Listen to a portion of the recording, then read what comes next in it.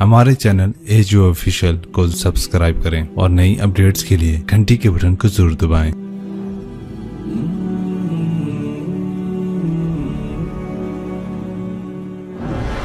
قرآن پاک میں اللہ تعالیٰ نے اکثر اللہ اور رسول کو ساتھ ساتھ ذکر کیا۔ اطیعوا اللہ و اطیعوا الرسول من یطع اللہ و رسولہ۔ کل میں نے تھوڑا سا اس پہ بتایا تھا۔ تؤمنون باللہ و رسولہ، آمنوا باللہ و رسولہ، براءۃ من اللہ و رسولہ، اذان من اللہ و رسولہ، من یعص اللہ و رسولہ، من یشاقق اللہ و رسولہ۔ یہ قرآن میں بے شمار ہے کہ اللہ اپنے ساتھ اپنے حبیب کو لاتا، لیکن چند مقام ایسے ہیں جہاں اللہ اپنے ساتھ والدین کو لاتا ہے، ماں باپ کو لاتا ہے۔ اس کے علاوہ اللہ اور کسی چیز کو اپنے ساتھ ذکر نہیں، یا اپنے ساتھ اپنے حبیب کو ذکر کرتا ہے، یا پھر اس کے بعد اللہ تعالیٰ نے ماں باپ کو اپنے ساتھ ذکر کیا ہے۔ اس میں سے ایک مقام یہ ہے کہ اللہ تعالیٰ فرماتا ہے کہ اللہ کے ساتھ کسی چیز کو شریک نہ ٹھہراؤ اور والدین کے ساتھ احسان کرو، والدین کے ساتھ احسان کرو۔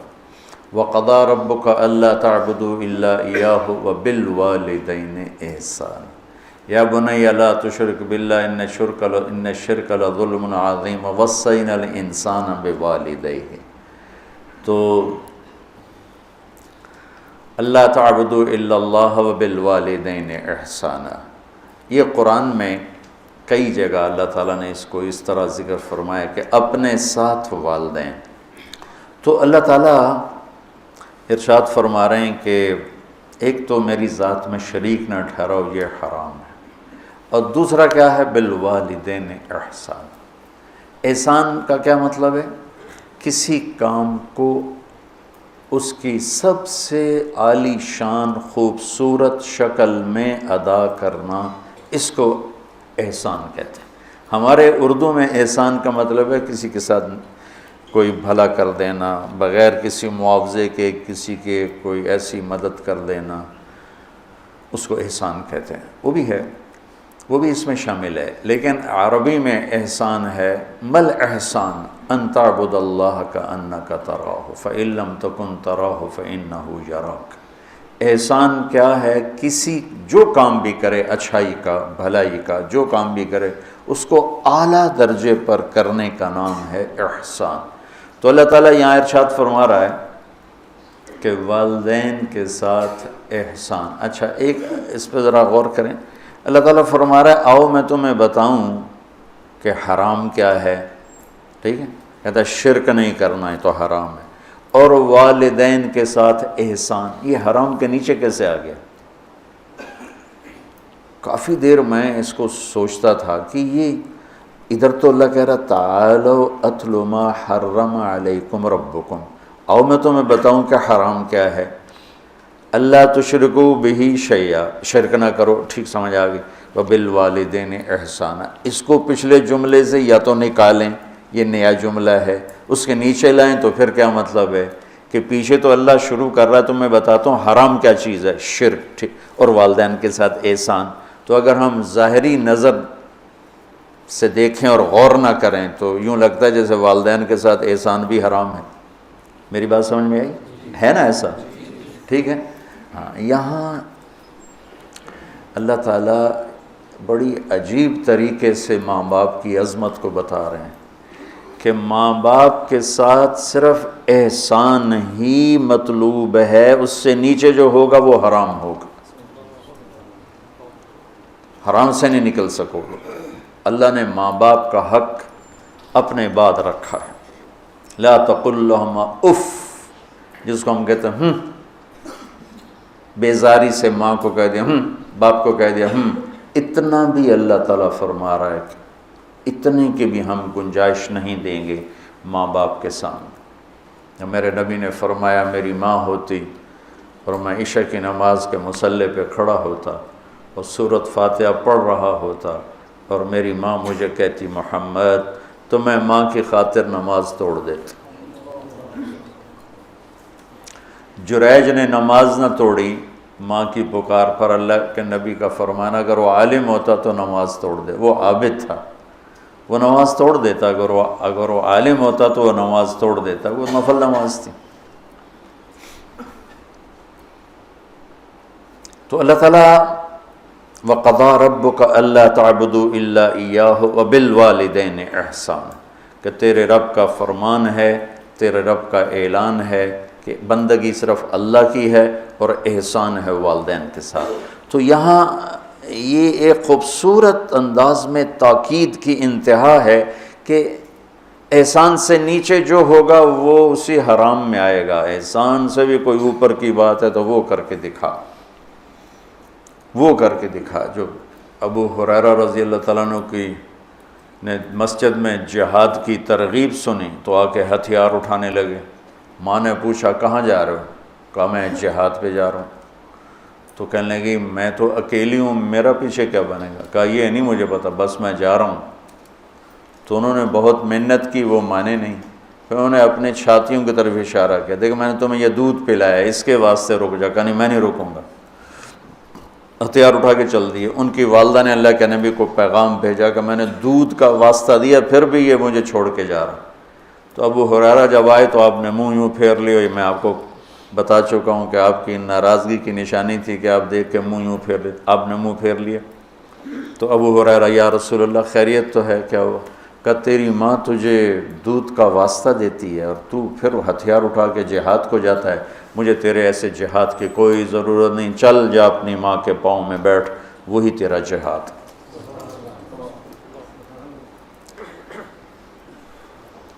کلاب بن امیہ جہاد میں چلے گئے، والدین دونوں بوڑھے تھے۔ تو امیہ کو جب بتائے بھی نہیں والدین کو، تو امیہ کو پتہ چلا تو انہوں نے شعر کہا اذا دعت الحمامۃ ساق حر الی بیضاتها دعوی کلابا ترکت اباک مرعشۃ یداہ وامک لا تسیغ لها شرابا، کہ تو نے ماں باپ کو اس حال میں چھوڑا ہے کہ ایک کا نوالا اپنے ہاتھوں سے منہ پہ نہیں جاتا اور ایک اپنی طاقت سے اٹھ نہیں سکتا، تو اس حال میں چھوڑ کے تو کہاں چلا گیا؟ حضرت عمر کو پتہ چلا اشعار کا، تو انہوں نے فرمایا کلاب کدھر ہے؟ کہا جی وہ جہاد میں فلاں محاذ پر، کا بلاؤ اسے۔ تو انہیں بلایا گیا، اور جب وہ مسجد میں آئے، کہاں گئے تھے؟ چوری کرنے، ڈاکہ ڈالنے؟ کہاں گئے تھے؟ بولو۔ مسجد میں آئے تو حضرت عمر کھڑے ہو گئے، کوڑا اٹھا کے مار مار مار، کوڑا مارے، اچھا یہ کون سا جہاد ہے بوڑھے ماں باپ کو چھوڑ کر؟ پھر ایک لگائیں ٹھو، یہ کون سا جہاد ہے بوڑھے ماں باپ کو چھوڑ کر؟ اتنا مارا کہ اس کے سر سے خون نکلنے لگا کہ یہ کون سا جہاد ہے بوڑھے ماں باپ کو چھوڑ کر؟ تو پھر فرمایا جب تک تیرے والدین زندہ تجھے مدینہ سے نکلنے کی اجازت نہیں ہے۔ میرے نبی نے بتایا تھا نا قیامت کی نشانیوں میں سے ادنا صدیقہ و اقصا اباہ، کہ لوگ دوست کو گلے لگائیں گے، باپ کو دھکے دیں گے، باپ کو دھکے دیں گے، دوست کو گلے لگائیں گے، والدین اولاد سے ڈریں گے۔ اطاع الرجل زوجتہ وعق امہ، بیویوں کی خاطر ماؤں کو ذلیل کریں گے۔ تو اس کو کیا انتلد الامۃ ربتھا، بیٹیاں ماؤں سے نوکرانیوں جیسا سلوک کریں گی۔ پرانی بات ہے، میں ایک ماں بیٹی کو دیکھ رہا تھا، بیٹی ماں سے کہہ رہی تھی، بیٹی ماں سے کہہ رہی تھی بھوک نہیں بھوک نہیں، ہمارے علاقے کی بات، اور اس کی ماں کے موٹے موٹے آنسو گر رہے تھے، بالکل خاموش، وہ حیران پریشان، بھی جس کو میں نے پیٹ سے جنم دیا آج وہ مجھے کہہ رہی ہے بھوک نہیں۔ تو یہ عام ہے کہ آج کل کی پڑھی لکھی نسل، انہیں نہیں پتہ باپ کسے کہتے ہیں اور ماں کسے کہتے ہیں۔ کوئی ماں باپ کا بھی ہے کہ وہ اولاد کو اس طرح لے کے نہیں چلتے جیسے چلنا چاہیے۔ پہلا قصور تو ماں باپ کا جو 3 سال کے بچے کو اسکول ڈالتے ہیں۔ محبت کی رسیوں کو کاٹنے والے والدین ہیں، محبت کی جڑوں کو اکھاڑنے والے والدین ہیں جو 3 سال کے بچے کو اسکول ڈال دیتے ہیں اور ماں کی گود سے محروم کر دیتے ہیں، اور وہ بچہ جتنے گھنٹے وہاں رہتا ہے اس کے اندر ایک لاوا پکتا رہا. چونکہ میں ہاسٹل لائف گزار چکا ہوں, مجھے اس کا خود ذاتی تجربہ ہے. حالانکہ میں تو 11 سال کی عمر میں لاہور گیا. میرے والد مجھے ڈاکٹر بنانا چاہتے تھے, تو لاہور کے بڑے عالی شان اسکول سینٹرل ماڈل میں داخل کروایا. ہاسٹل لائف 11 سال کی عمر, میرا رو رو کے برا حال. 3 سال میں روتا رہا, پھر میرا دل پتھر ہو گیا. والدین کے لیے میری محبت مرتے دم تک پھر بیدار نہ ہو سکی. ہاں, تبلیغ میں لگنے کے بعد میں ان کا ادب, احترام, خدمت, سامنے نہیں بولنا, پوری اپنی جاں فشانی کے ساتھ ان کی خدمت, لیکن میرے دل میں ان کے لیے محبت کی شمع نہیں جل سکی کہ انہوں نے اسے خود بجھایا تھا.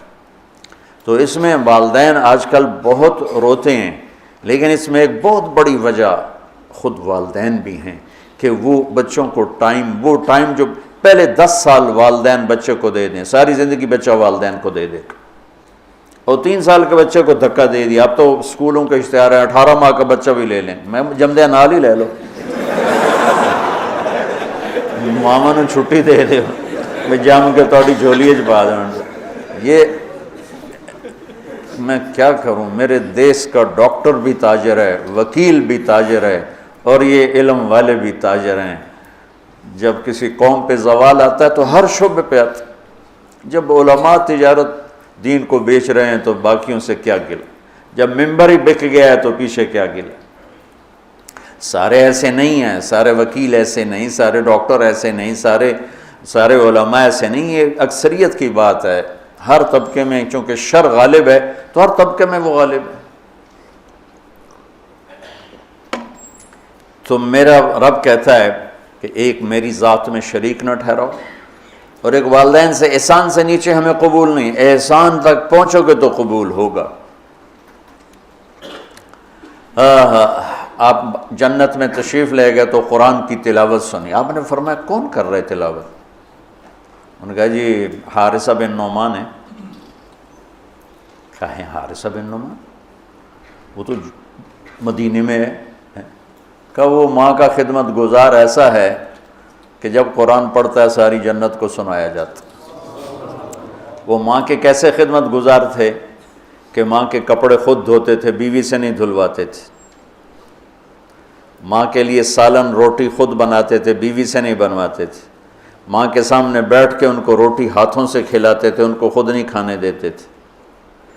ماں کے سر میں تیل لگاتے تھے, کنگھی کرتے تھے, جوئیں نکالتے تھے, یہ سارا کام وہ کرتے تھے. 2 صحابہ کے بارے میں آتا ہے کہ والدین ماں کی وہ خدمت کی جو کوئی نہیں کر سکا, ایک حضرت عثمان اور ایک حضرت حارثہ بن نعمان. عثمان بن عفان اور حارثہ بن نعمان. اور حضرت امام زین العابدین علیہ السلام اپنے والدہ کے ساتھ روٹی نہیں کھاتے تھے. اور یہ ہمارے ہاں تو ہم اجمی لوگ ہیں نا, بخیل لوگ ہیں, اب وکری پلیٹیں جو اپنی بوٹیاں پا لو, کوئی اور نہ کھا لوے. تو عرب کٹھا کھاتے تھے, کٹھے بیٹھ کے کھانا آج بھی تہذیب ہے. ہم نے قطر کے بادشاہ کے دسترخوان پہ کھانا کھایا, وہ اور لوگوں کے ساتھ مل کے بیٹھ کے کھا رہا تھا. تو کسی نے کہا آپ ماں کی اتنی خدمت کرتے ہیں تو آپ ان کے ساتھ کھانا کیوں نہیں کھاتے؟ فرمایا کہ مجھے ڈر لگتا ہے کوئی ایسی بوٹی نہ اٹھا لوں جو میری ماں کی نظر میں اور میں اٹھا کے مجرم بن جاؤں,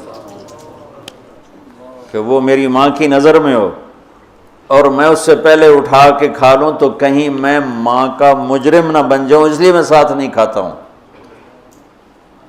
کسی نے حضرت علی سے پوچھا حسن آپ کے بیٹے کیسے ہیں؟ کہا میں جب چلتا ہوں تو میرے آگے نہیں چلتا, میرے پیچھے چلتا ہے. جب میں بیٹھنے لگتا ہوں تو پہلے مجھے بٹھاتا ہے پھر خود بیٹھتا ہے, اور جب میں گھر میں کمرے میں ہوتا ہوں تو گھر کی چھت پہ نہیں چڑھتا کہ باپ سے اوپر نہ ہو جاؤں. تو آج والدین بہت ذلیل ہیں اولاد کے ہاتھوں, بہت دکھی ہیں اولاد کے ہاتھوں, اور ان کی جو فریادیں وہ عرش کو ہلا دیتی. تو اپنے ماں باپ کی راحت بننا, ٹھنڈک بننا, خوشی بننا, یہ میرے رب کا پیغام ہے کہ وَبِالْوَالِدَيْنِ احسان.